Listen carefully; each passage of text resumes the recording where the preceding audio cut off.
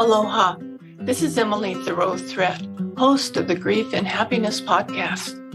Every Friday, I share with you my love notes, giving you a little something to think about as you navigate through your grief journey, finding happiness expanding along your way. And every Tuesday, I post my regular podcast sharing wonderful conversations with people you can relate to and who offer you encouraging ideas and helpful inspiration. I'm so grateful you're joining me and look forward to hearing from you, your thoughts. Aloha. My podcast for today is The Stories We Tell. We all tell stories, but are we telling the truth in those stories? When we tell the story of our loss of our loved one, we may only tell part of the story, leaving out what we think the person we're telling the story to wouldn't be able to handle.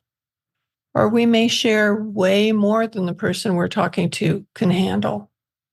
Think about stories you tell, and then think about why you're telling them. Your stories can bring you the support you desire.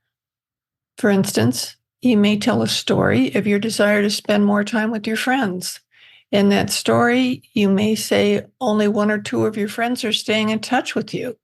You can bemoan the fact that no one else calls you or that you spend so much time by yourself. Think about how the person you're telling your story to will react to the story you're telling. They could think, she sounds so sad. I can't handle being around that sadness now because I'm barely hanging on. Or they could think, I understand that loneliness, and I'll do better to stay in touch. How you tell your story will affect the results you will get and how it'll turn out. When you change your story to something positive, you're more likely to get positive results. For instance, when you're telling your story about how you want to spend more time with your friends, try changing your story to say something like, I invite a friend over for tea every week and a different friend every time. That would sure get different results than just bemoaning the fact that you're not seeing your friends. Or you may tell the same story to every new person you come into contact with. For instance, I could introduce myself as a widow who has two husbands who died. If you met me and I said that to you, what would your reaction be? Chances are you may be kind, yet have no desire to spend more time with someone dealing with so much loss.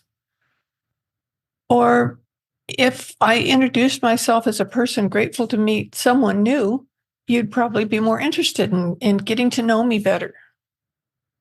So what's your story now?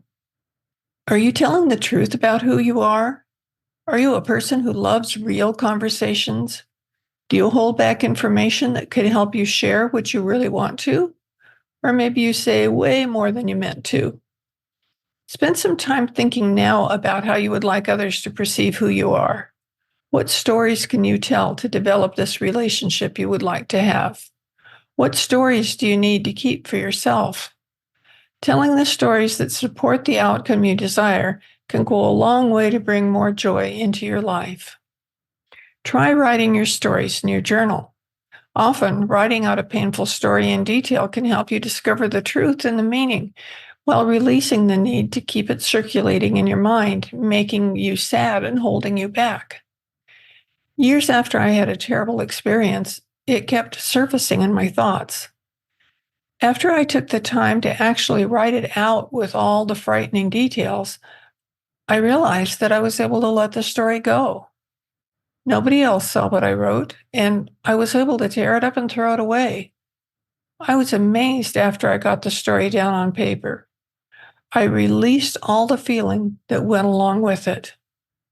Think about the stories you tell, and then think about why you're telling them.